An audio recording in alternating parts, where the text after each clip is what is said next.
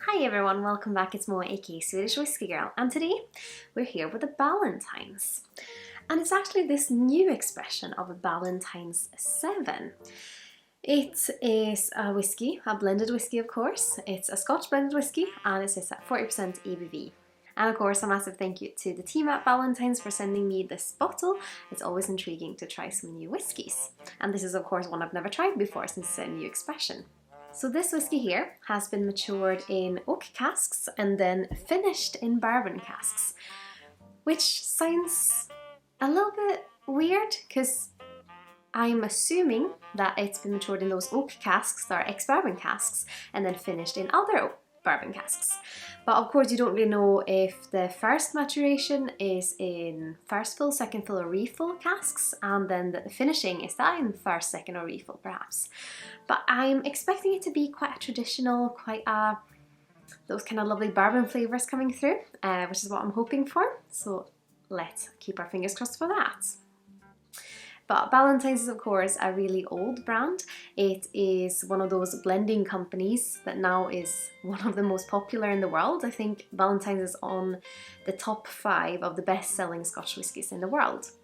And according to their website, they also sell nearly 200,000 bottles worldwide every day. So yeah, a lot of Ballantines being consumed out there. And if you like Ballantines, please let me know which one is your favourite. Oh, and I almost forgot, I know some of you have requested that I also include the prices for these bottles that I'm reviewing. And I believe this one will be retailed at £28 a bottle. Another quite fun thing with the bottle is that it has this kind of square design, and it was during Prohibition that they got this design because it made it easier for American salesmen to hide them in their briefcases. But we're of course going to have a little look on the whiskey. Let's start by having a little nose.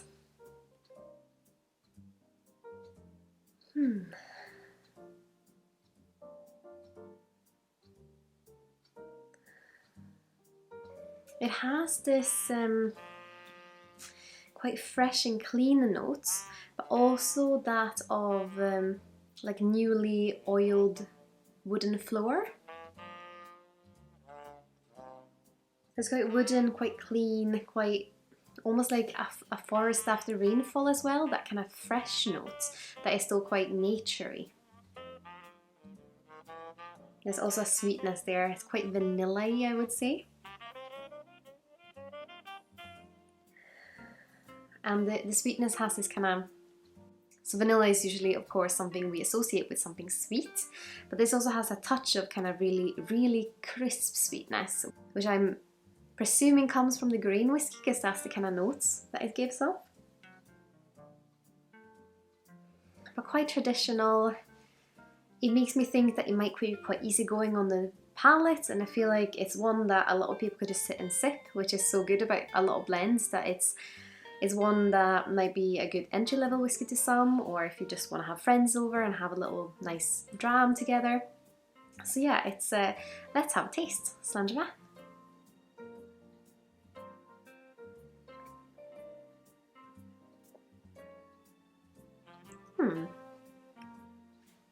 Initially felt a little bit spicier than I was expecting, but in a nice way. It's quite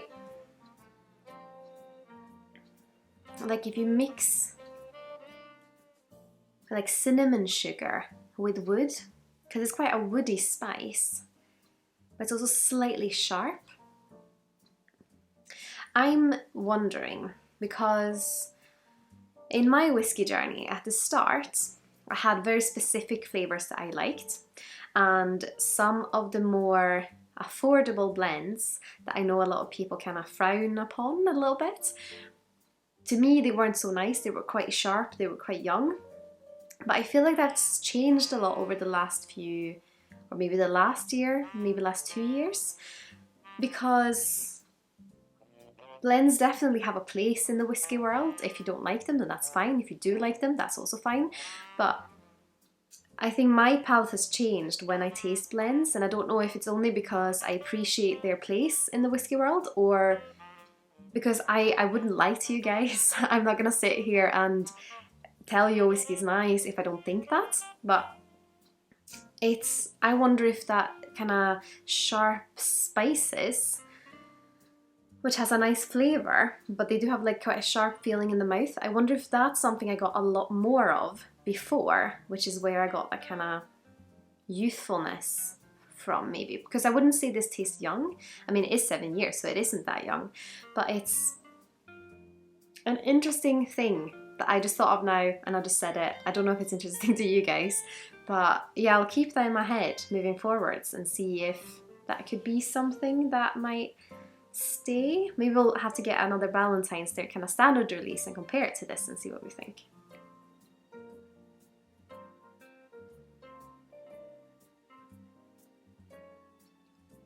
It is quite sweet, quite vanilla, like almost creme brulee, because you know how like the creme brulee of course has the caramelized sugar on top, which gives a big burst of flavour, but you have this creamy vanilla that is almost the same texture as like I don't know if that makes sense, but something almost gelatinous, or almost like scrambled eggs a bit, that texture, and it's that kind of vanilla-y sweetness that comes out.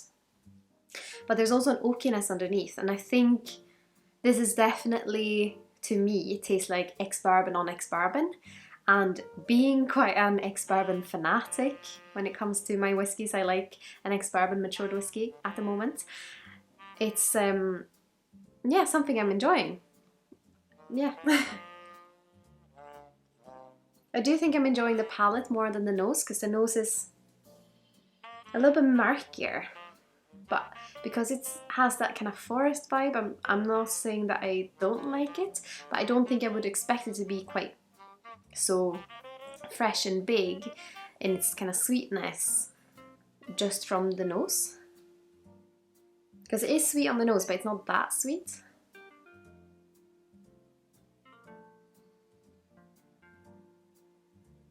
A very refreshing mouthfeel as well. Like when you swirl it around your mouth, it's a nice mouthfeel, it's just flowing. And then, yeah, I could see this going really well in summer.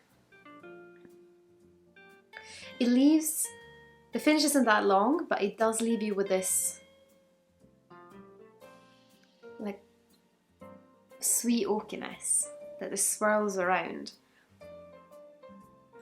I mean, I do like a bit of a sweet treat, so I'm really enjoying this. I haven't had Ballantines in ages, so I can't really say from memory what I thought of them the last time I had them, because it was such a long time ago, and I do not think I would think the same thing I thought then that I do now. But I will never know because I can't remember. But it's, yeah, I'm impressed by this. It's easy sipping, sweet. If you like a sweet whiskey, if you like an ex-bourbon cask, maybe you'll like this one.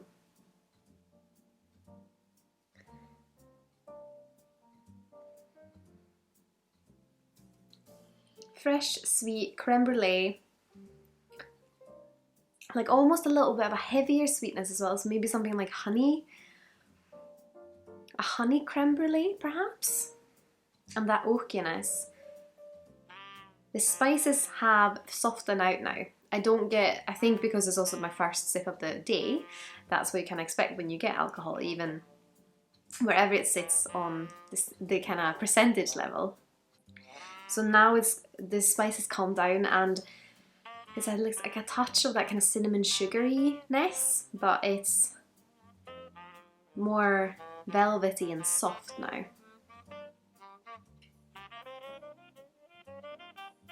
It's a little bit cinnamony on the palate, or something. I say this wrong all the time, and when I edit it, I notice it so much. I say palate, but I mean nose. I'm sorry. I'll try and get better at it.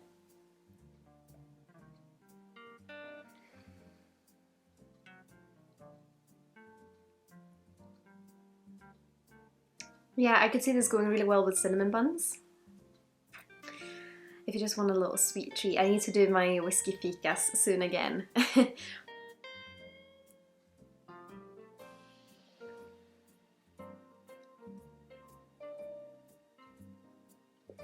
It also has like a slight little vegetal note. And really kind of nice, it's almost like an autumny vegetal note, which makes me think of red apples, and because it's quite crisp as well, the appley notes, but it's almost like a pink lady apple, suiting because I'm wearing pink, but yeah, this kind of juicy, quite sweet, and then you have the peel that gives a slight vegetal note. Maybe I should just have it with an apple pie instead of a cinnamon bun. A cinnamon apple pie, perhaps. I'll have to try that and see how it goes. But yeah, I'm enjoying this.